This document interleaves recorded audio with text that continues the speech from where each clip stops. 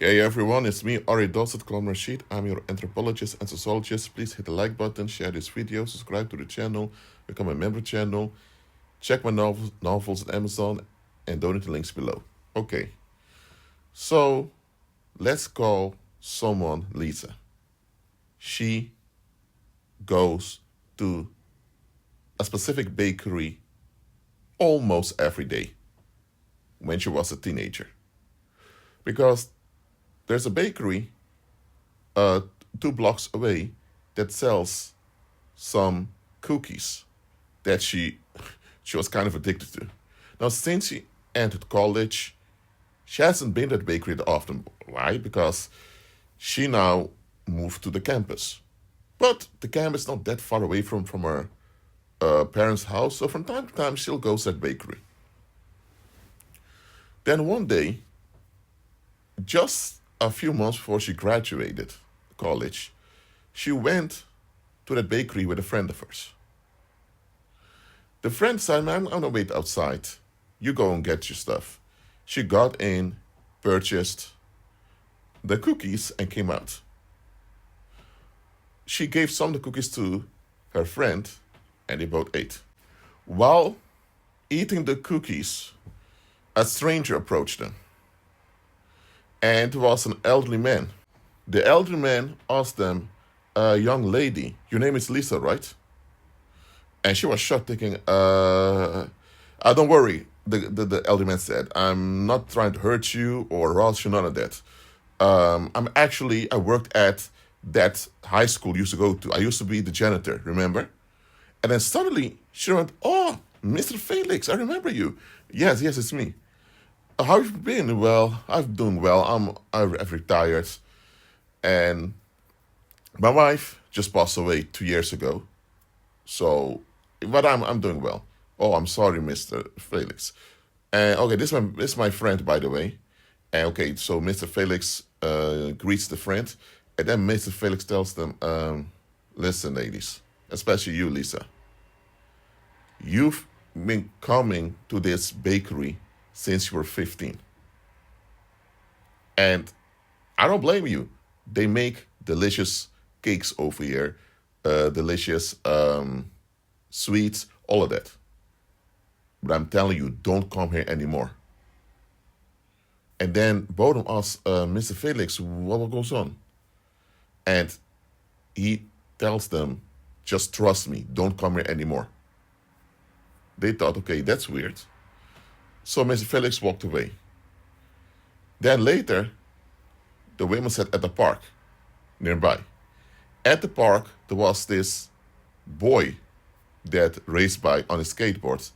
And the boy stopped. And he asked, "Are you Lisa?" Now, Lisa got a bit uncomfortable with this stranger, even though it was just a child, knowing her name. And the boy said, "My name is Ahmed. I'm 13 years old. I live nearby. My aunt used to go to high school with you. Margaret, you remember her?" And then Lisa went, "Oh yeah, Margaret, yeah, we were classmates." And Ahmed then tells her, "Lisa, that bakery that you just left is a front." And Lisa looks at him a bit shocked. The friend looks shocked also. "Look, I'm just 13 years old, so you may think I'm just making this up to get attention. I'm not. That place is a front. They're dealing drugs, they are kidnapping people, they're trafficking women, and that's the place where it happens." And then Lisa kind of froze. And then the friend asked, "Well, but how do you know this?" And then the boy said, "Listen, have you noticed the amount of people who go missing around here?" And then Lisa said, "Well, there are people going missing." "Okay, apart from that, have you ever seen the owner of that bakery?" And then Lisa had to think. Exactly, the boy said. It's not a big shop. I mean bakery. It's not a big bakery. Why do they need a manager? And it's not even a big place. If it was a supermarket, I could understand. It's a big place with a lot of things to manage, but why do you need a manager for such a small bakery? And the bakery has a basement also. Okay, that the bakery has a basement, no problem, but I mean, it's a small location and they have a manager. The owner is never around, which is weird. Secondly, you barely see people going to the bakery except you.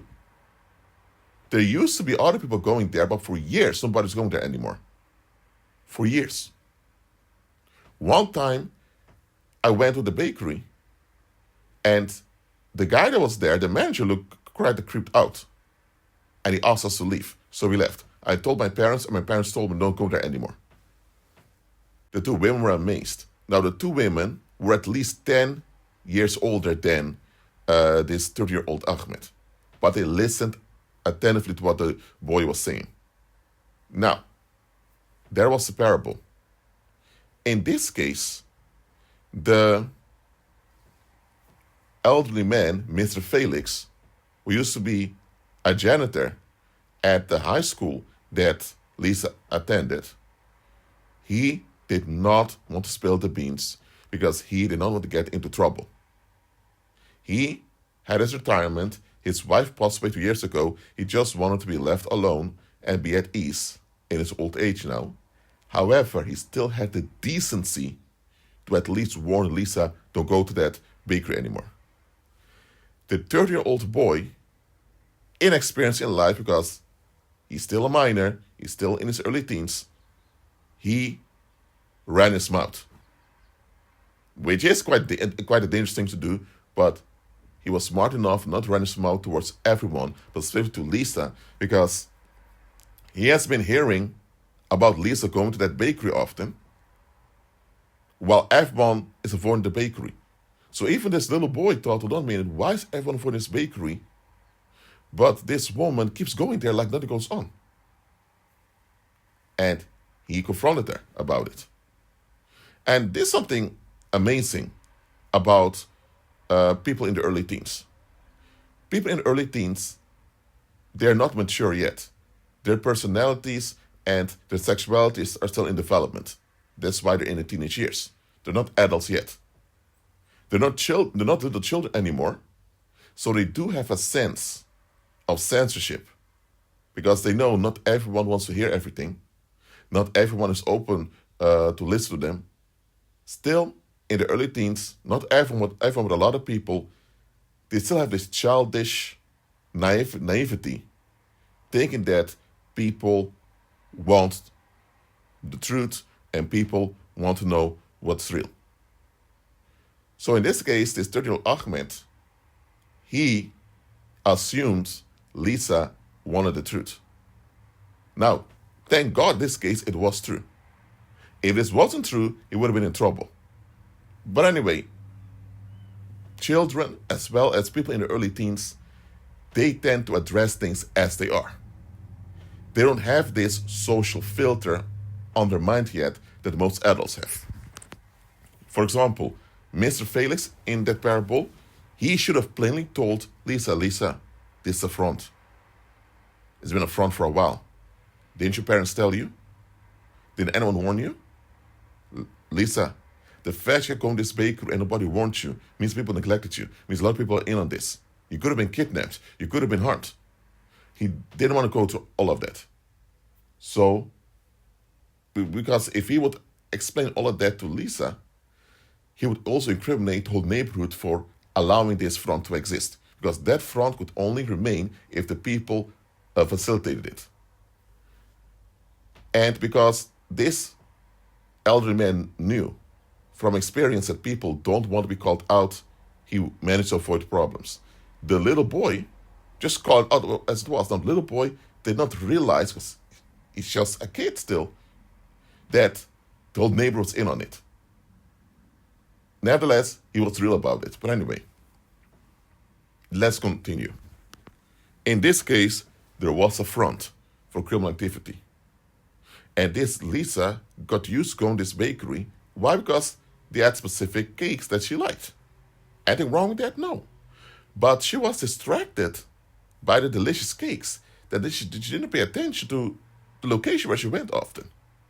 Now, other people who were not so in love with these delicious cakes that Lisa often bought, they now saw the situation for what it was. This bakery is suspicious. Now, in life, sometimes we are distracted by what we need or what we want. You can even be distracted by prayer. If you're praying, but at the same time you're not alert and sensitive to the guidance of the Holy Spirit, you're just escaping. If you're praying and fasting, but the only thing you do with fasting is you don't eat food, you don't drink water, only thing you do when praying is looking for some way to escape anxiety, then you're just escaping. Prayer and fasting is about seeking the will of the Heavenly Father for the circumstance, situation you're in. That's what it's about. Prayer and fasting should be about developing your spirit abilities and your spirit sensitivity. And that's how you download solutions in your daily life that will benefit you and those you're in contact with. And by doing that, you avoid problems ahead of time. So that's what fasting prayer should be about. Too often with many believers, we are distracted because we're so focused on what we need, whether it's paying bills or whether it's, where do we get the cash to pay for groceries and all that. Those are actual legitimate concerns, by the way. Or we're distracted with what we want. I want to go on vacation. I want to meet new friends. So you have things we want. You have things we need, and we're so distracted by those two that we don't see the situation we're in. Now, let's go further. That front, that bakery that served as a front, the public that lived there knew something was wrong with the bakery. Question, why didn't they report it? If they would have reported, they put pressure on the police, it would have been shut down. People didn't care enough about their own well-being, let alone well-being of the community. That's why they facilitated this front to even to exist over there. So all the harm that happened by the criminals and the outlaws used that bakery as a front, the people were in on it, so they're to blame for what happened. Why? Because they let it happen. They thought, well, it's none of my business. I'm not interested. I'm not to do with that. It's not me. They all have legal excuses to act like they're not responsible for facilitating this criminal activity. Even though they saw and noticed something didn't add up, but did nothing about it. So, spiritually and legally, they are blameworthy and they're dirty for being part of it. Simple as that. Now, just like in that parable I gave unto you, they facilitated harm by not acting when you notice something didn't add up. The same way society over and over again come up with legal excuses. And these legal excuses are fronts so you wouldn't see their narcissistic abuse. Yes, narcissistic abuse isn't only done by narcissists onto their victims. Narcissistic abuse, you don't have to be a narcissist to act in a narcissistic way, by the way. That's one thing. So narcissistic abuse can be done by anyone, even people who are not narcissists. Even though people who are not narcissists often crash your life, what the heck am I doing? Narcissistic abuse is when someone disregards both themselves and other people around them to the extent that anytime they are uncomfortable, they just look for someone to lash out upon. And because they don't value themselves nor other people, They don't see the individual they're lashing out against as a human being with feelings and who deserves care. They see that other individual as an object that they use for their needs. For example, if you have a microwave, you will clean the microwave and look after you will make sure the microwave functions well. But you don't have any bond or relationship with the microwave. It's just a machine. Same with a car. You don't have a relationship with your car. The car is just a vehicle that you use. Now, you will take care of the car in the sense that you wash the car, you put enough gas in it, and you make it look good from the inside. But if the car one day crashes, you'll be upset. But hey, it's not like there's a funeral because the car is gone or whatever. Well, the reprobate, where someone is a narcissist, sociopath, psychopath, that's kind of how they are towards other people because they lack self-worth. They've abandoned themselves completely. They're completely unstable, and in this instability, the only thing they do is ventilate the unrest on the inside on others. But at the same time, they don't want to deal with the consequence of what they're doing. They just want to ventilate their unrest and continue like nothing happened and expect everyone to put up with it. Now, they know very well deep down inside this is unacceptable. Nobody's going to get along with this. So, reprobates always look for an excuse for the ventilation of their unrest. They may say, well, I don't like this guy. But then they need to give an account why I don't like the guy. And they say, well, I just don't like that individual. After they say this, you're like, oh, you just have unrest you want to offload. What the heck is this? So after they will say, well, the guy talks too much, or the guy is rude, or this, that, they come with some excuse to kind of make it, to kind of, they're attempting to justify their violence. That's all it is. Okay, let's say now you knock someone out. Police arrest you. In courtroom, you tell the judge, well, he trespassed on my property. First of all, is there proof he trespassed on your property? Even if he did, the judge will say, but this individual suffered deep bruises, had gone to rehab for months. You didn't just push this individual off your property. And if the individual wouldn't leave, you could have called the cops to deal with it. You kept beating up the individual. So this is just assault. There's no self-defense over here. So you go to prison. But you thought, hey, I could just say self-defense as an excuse and it will leave, and my lawyer will do the work for me and I'll out. No, that's not how it goes. Just because it's your property doesn't mean the human being that's on the property is also your property, that you can do whatever you want with them. And it doesn't work that way. Or you see this with abusive parents. Well, these children don't have respect, they need discipline, well, they need to learn respect, blah, blah, blah. They come with an excuse to make it look good how they're mistreating the children. Well, everyone clearly see that doesn't end up because you will never talk like this towards an adult of your own size. Well, it's okay if you talk to a child this way. You know where I'm going with this. Reprobates always look for an excuse because they don't want to face themselves and change for the better because that is too much work for them. Just will continue to escape, and when they can't escape, escalate and act like nothing happens. Everyone has to shut up and leave them alone while they keep escaping and escalating. They know this is wrong, they're only going to justify it, and that's why they always look for an excuse to cover themselves. So narcissists, sociopaths, and psychopaths always look for a front to hide behind. Now that front is the excuse they have that they also will use in a court of law just to get away with their bullshit. Now, just like an individual reprobate is looking for fronts in daily life to escape consequences and repercussions for their violence, the same thing society does. The same thing society does. Just think about the example I gave earlier in this video. The people of that town knew that bakery was suspicious. They knew something didn't add up with that bakery. Why didn't they do something about it? Why did they walk by almost every day, knowing the bakery wasn't wasn't something clean. They knew it was questionable. They knew there were bad things happening, even though they did not participate in all the bad things happened at a bakery. Even though they were not the criminals doing all this horrible stuff, they still facilitated it to happen by not doing anything about it.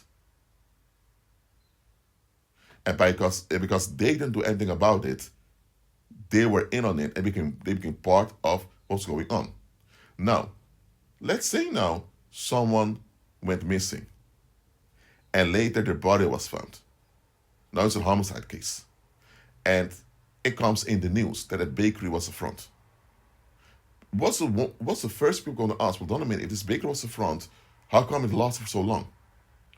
Guess what? Now people want to know what were the locals doing that lived in the neighborhood. But now people want answers. Hey, someone has been murdered, and his bakery is location. It's a location that's relevant in the case. So this bakery was a front, and this front was used for this kidnapping, which led to a murder. And thing is, if that bakery was shut down a long time ago because people called out that it's a front, then this would have likely never happened. Now, the criminals would have found another way to hide themselves, but at least it would not be facilitated. So people now want answers from the locals. But now, when the news reporters or the journalists go to neighborhoods to interview the locals, now the police is stopping, saying, no, due to privacy laws, we cannot allow you to continue.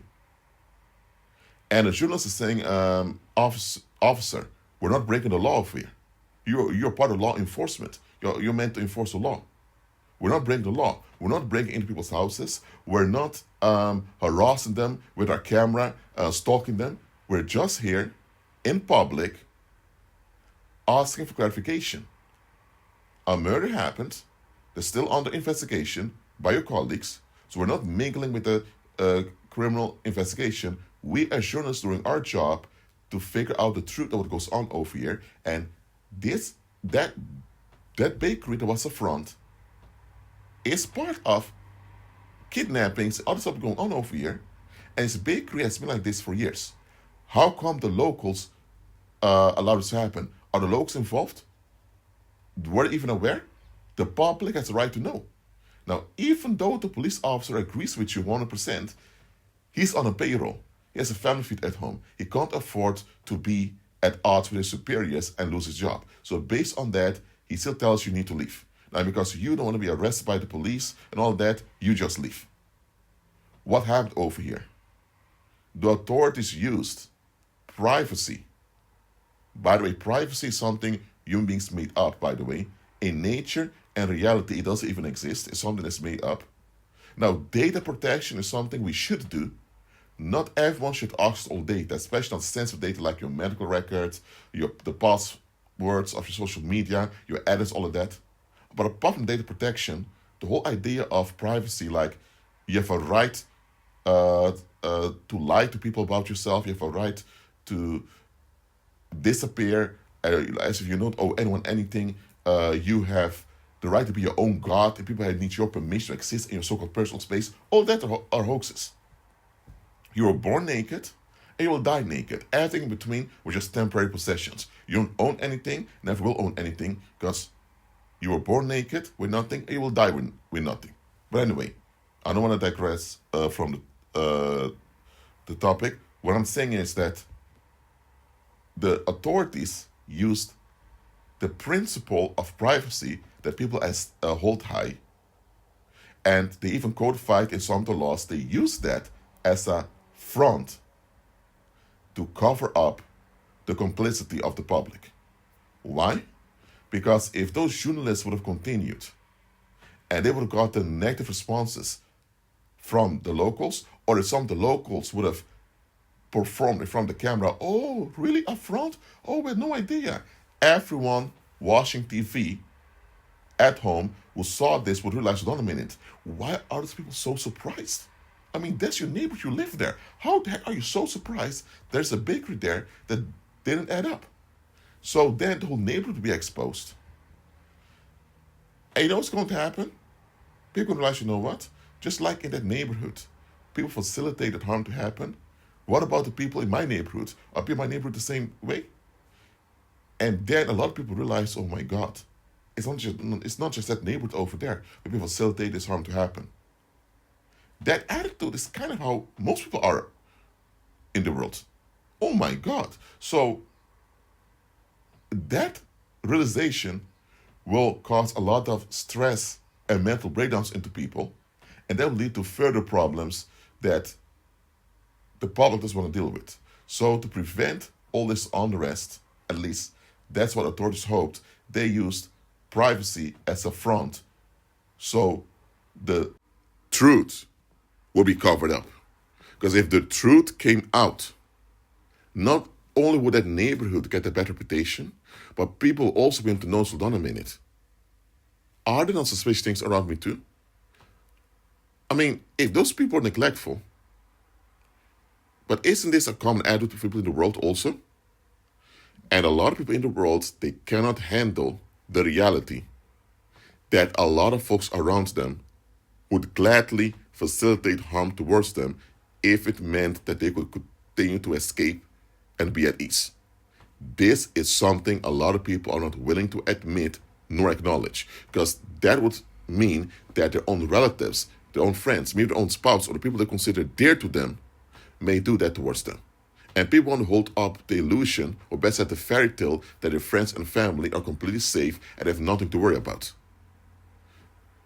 So this also the fairy tale that keeps a lot of people in check, because they falsely assume that just because people are considered friends and family or qualified like that, they're safe to be around.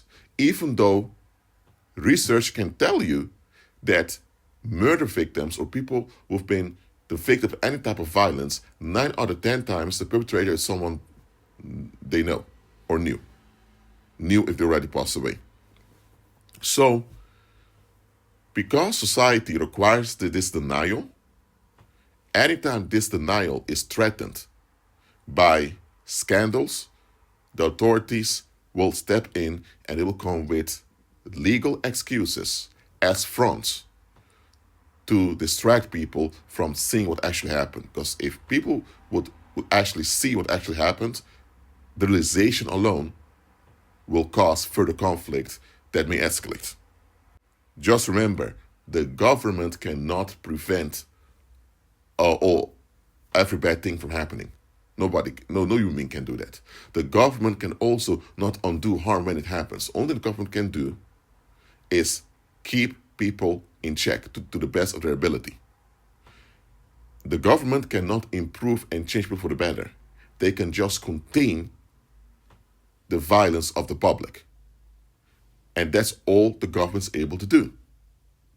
And even doing that, they're limited in the resources. So that's why often, when the truth about fallen mankind is exposed, they come with fronts to cover it up.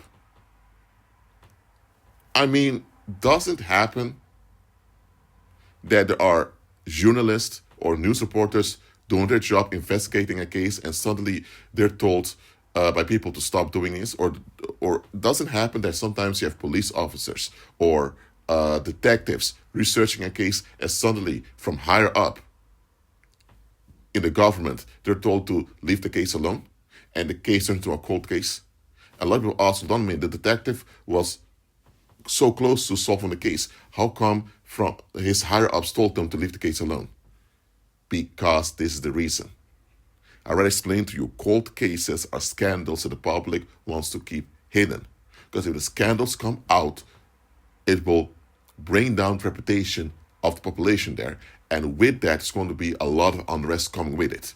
And because people are not willing and not capable to deal with unrest, they want to keep the scandal hidden. And that's why that case is not solved. So, to go back to the parable at the beginning of this video, all the locals that lived there, who were adults, I don't talk about little children or people in the early teens, the adults that lived there for years, with this bakery being there as a front, they put up a front for the front the criminals were using. So the bakery was a front that the criminals used. But the public themselves put up front for the front of the criminals. What was the front that the public put up? Their disinterest or their quote-unquote politeness, saying, well, it's none of our business, so we just stay out of it. They use politeness and indifference as a front to not own up that there's something wrong in their neighborhood and they need to address it. That was going on. Now, let's say there's a scandal that comes out. There was a school teacher who molested a lot of the children at the primary school. Let's say a scandal comes out, and the molestations happened years ago.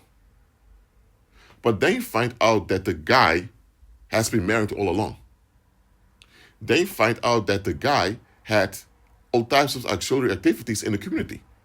So the guy was not a loner that had a job at a primary school. This guy was someone fully engaged in the community, married, had children himself. So the question remains, how come nobody knows something was off with this man? So the more you look into the case, the more you realize, it's very unlikely that nobody knew what this guy was doing or nobody suspected it. So what goes on now? His wife, his family-in-law, his colleagues, all these people noticed something was seriously wrong with the man. Some may have even discovered or they were in the know what he was doing all along. But because they didn't want the drama of this unrest to come out, they put a front for him. They kept saying, well, he's a good guy, he's a good fella, he's a bit flawed, he has his issues. They cannot say like he's 100% perfect. No, that would go too far. But they'll say he's a good guy doing his best to get his family. They kept up a front for him. And because kept up front for him, he was now able to continue harming those children. So they facilitated the child abuse. They were not the ones molesting and abusing those children, no, but they facilitated it to happen. So that's exactly the same thing. They facilitated it to happen to them. So, and because they facilitated it, they are responsible and they're blameworthy for harming those children and the damage that the public has to deal with right now. So all these children were now adults were damaged. Their damage is due to these other adults that facilitated this child molester to go its way because they got put on the front for him. Now, I'm not saying that if you suspect something from someone, you should run your mouth without any proof or evidence. Hell no, absolutely not. I'm just saying that when you know something doesn't end up with an individual or situation, at least pull back for a moment and investigate it. And if you have convincing evidence that something is truly wrong, again, evidence is not proof. It's not proof if something's wrong, then talk to people about it that you can trust.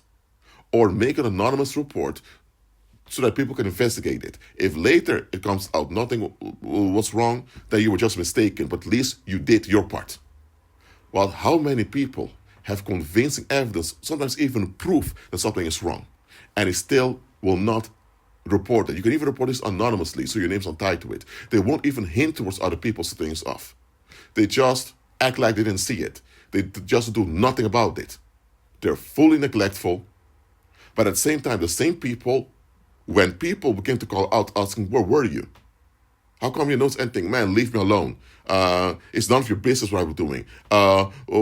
What's up to you? It's my private life, blah, blah. They always come with legal excuses where others are questioning and challenging their character. Now, if they facilitated wrong to happen in their environment, then they are questionable. So when people call them out for being questionable, they tend to say, man, you're being rude, you're being this and that, or they try to play the victim. Listen, these things happen a lot in society. It's not just reprobates, that's sociopaths, psychopaths, and narcissists that do this. The public, groups of people do this all the time. Any scandal or any evil, whether it's genocide or trafficking of children, or any evil, any scandal that unfolded on earth could have only unfolded because the public put up a front for the evildoers. Simple as that. Now, I'm not saying that you have to take out evildoers by yourself, because that will turn bloody. People get hurt. People go to prison. We don't need that. Now, the evildoers should go to prison, but you know what I mean. I'm not telling you to go out there and take matters in your own hands like a vigilante. I'm not telling you to do that.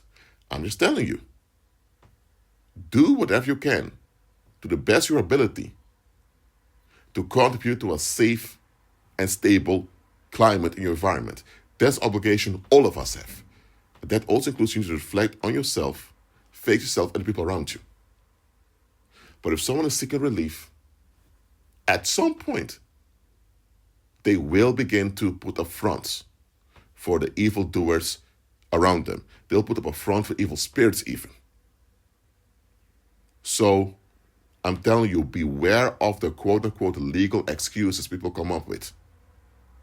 I'm not telling you to fight them when it comes to those excuses, but beware of them. When people come up with legal excuses, instead of dealing with the actual situation, I'm telling you, the best thing for you to do is to peacefully, so without arguing, fighting, leave their presence, leave the situation, and move on without these people. And if you can't do that, you still have to be involved with them, be only involved with them for practical reasons, and then shut your mouth and don't engage with them. As far as you can, and as far as you can afford, have nothing to do with them. Have nothing to do with them, I'm telling you. Because these people will drag you all the way to hell if they could. Now, if you're a believer, they're going to drag you like a fire because you're safe. However, during this lifetime, they'll hinder you and ruin you as far as they can get away with it. Don't let it happen to you. Well, that's it for now. Keep on agreeing with Christ. Again, hit the like button, share this video, subscribe to the channel, member channel, download the links below, check my notes on Amazon, and I'll see you in my next live stream. Be at peace.